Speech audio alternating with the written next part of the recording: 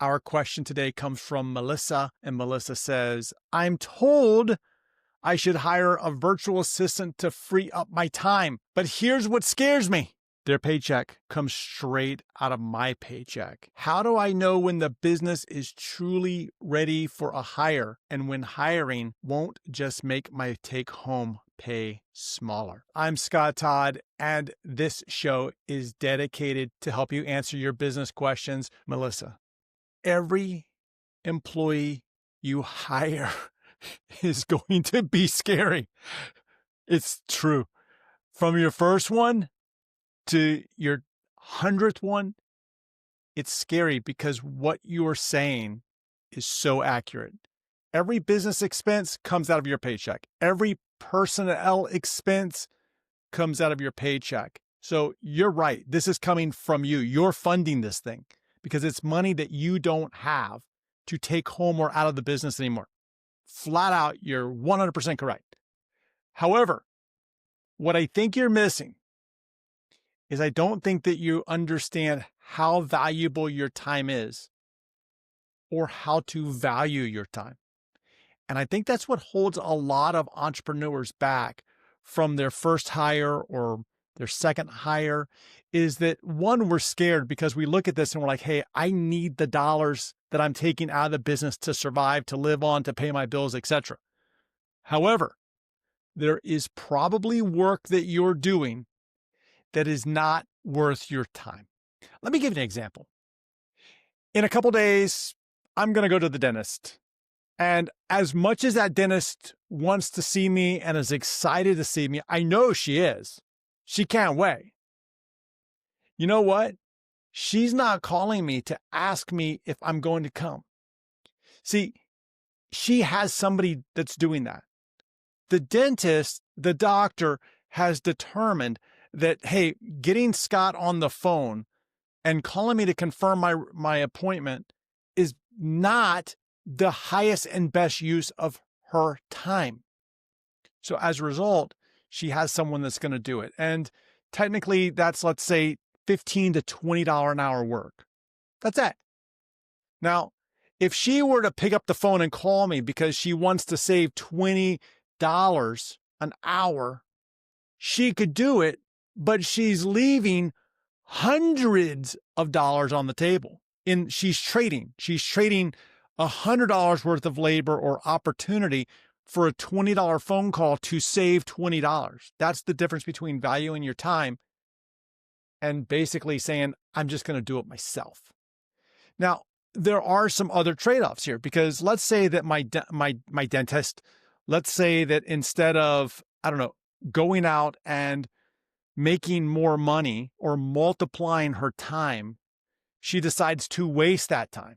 Well, then, yeah, it's a fair trade-off or it's a fair exchange to say that the money's come out of her paycheck.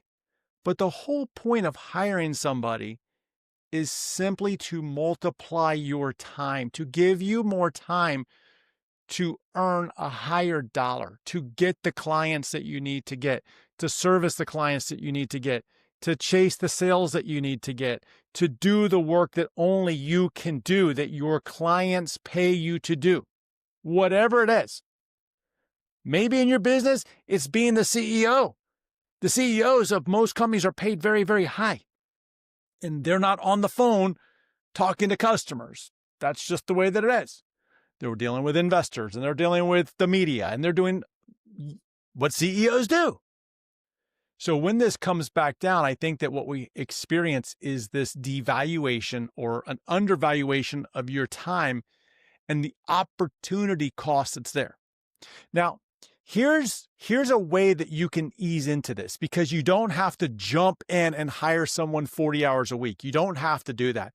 You can dip your toe in the water to kind of build some understanding of how this is going to work and to see if in fact it really does work for you.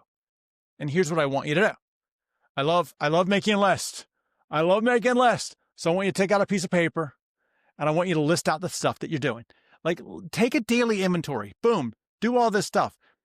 I called my clients to confirm their appointment. I did this, I did that.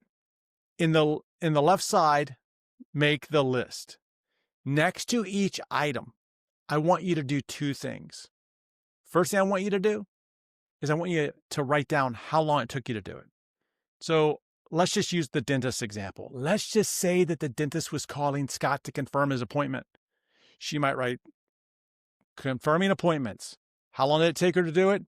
30 minutes. What's that value worth to her? Meaning, what does she think she can hire someone to do that job for? Is it $15 an hour, $20 an hour? So write that down. So now we have the task, the time, the estimated cost.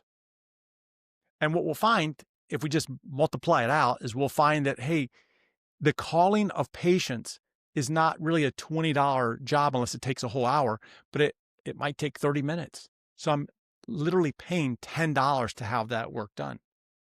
So now all of a sudden we can start to, as we look down our list, we can start to identify one work that we can give away, that we can give to somebody else in exchange for a lower rate so that we can go out and do higher dollar revenue generation ideas or projects or strategic plans.